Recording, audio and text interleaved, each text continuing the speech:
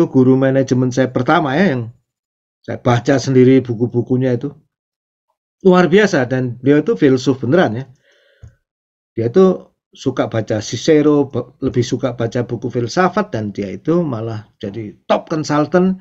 Dia penemu istilah human resources pertama itu dia yang menciptakan, dan macam-macam ya buku dari Peter F. Drucker, awet tua juga.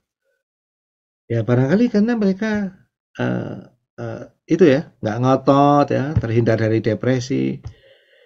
Kemudian mungkin dengan selalu mengikuti akal yang menyuruh berbuat baik itu ya pola hidupnya lebih baik gitu.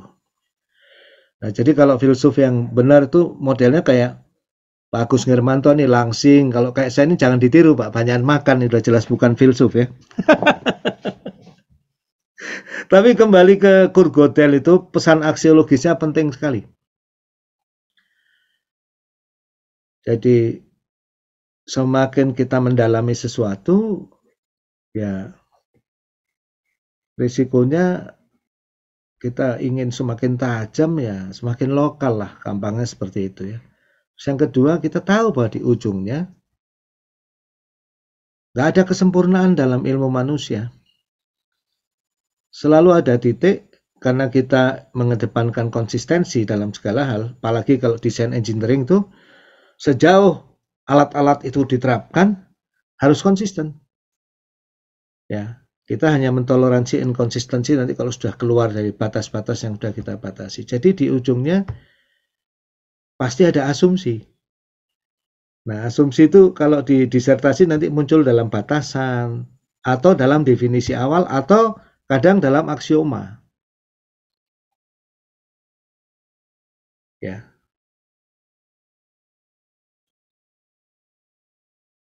Nah, melalui penciptaan kondisi batiniah, kerendah hatian dan keterbukaan dan kearifan ini, insya Allah kita bisa lebih berkembang ya. Jadi kalau debat dengan pembimbing atau dengan anak bimbing, ya santai saja gitu. Benaran kok mau kita miliki ya nggak bisa. Benaran itu cuma milik Tuhan ya. Kita ini ya cuma dikit-dikit dikaruniai Tuhan lah ya, manusia ini. Rahasia semesta menurut kadar masing-masing. Ya, sebagaimana seorang ibu itu, wah sangat canggih kalau memprediksi keinginan bayinya itu ya. Saya nggak bisa itu. Ini kalau istri saya, wah canggih itu. Nah, setiap orang dengan kadar masing-masing tuh saintis lah ya. Ya bisa dikasih penyingkapan oleh Tuhan ya, melewati tanda-tanda empirikal maupun rasional. Tapi di ujungnya itu Kurt Gödel itu menurut saya salah satu karya filsafat yang banyak dilupakan orang ya. Justru karena, dan itu sudah saya share ke bapak ibu-ibu ya bukunya, silahkan di print, sangat tipis ya, sangat tipis. Itu mungkin sekali dibaca gitu ya, oh buku yang mengubah abad 20 itu setipis itu gitu. Barangkali gitu Pak Agus, silahkan Pak Agus. Terima kasih Pak Dimitri. Bapak Ibu sekalian silahkan, barangkali ada tanggapan, ada pertanyaan, silahkan. Kurt Gödel ini memang luar biasa, seperti yang disampaikan Pak Dimitri tadi.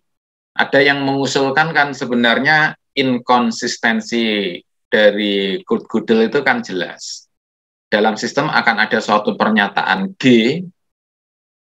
jika dan hanya jika negasi G. Padahal kita tahu G itu yang benar, umumnya begitu ya. Bagaimana kalau solusinya gini aja, di dalam sistem itu ditambahkan teorema atau aksioma bahwa G itu benar.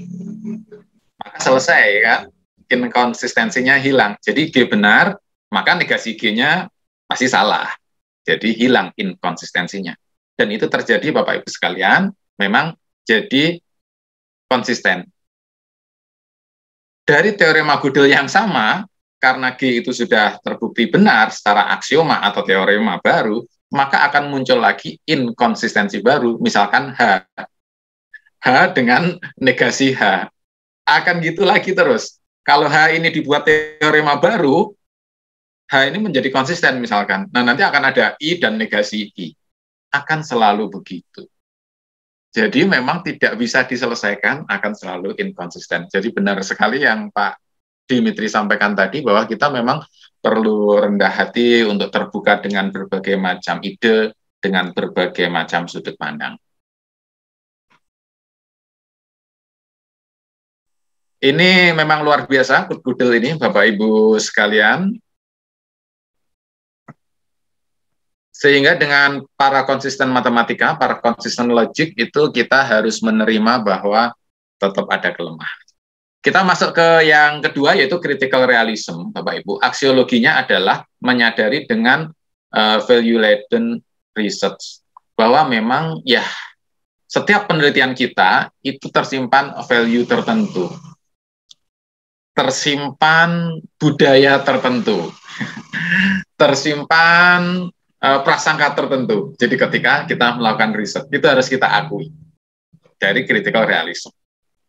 Kemudian sebagai pengkaji, sebagai peneliti, kita berusaha untuk meminimize terjadinya error, terjadinya bias, terjadinya ya subjektivitas, dan kemudian kita berusaha untuk objektif, as objective as possible. Jadi kita pengen seobjektif mungkin.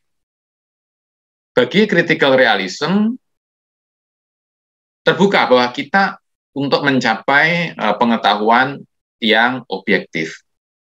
Terbuka, tetapi sangat sulit karena selalu ada sisi subjektif tadi.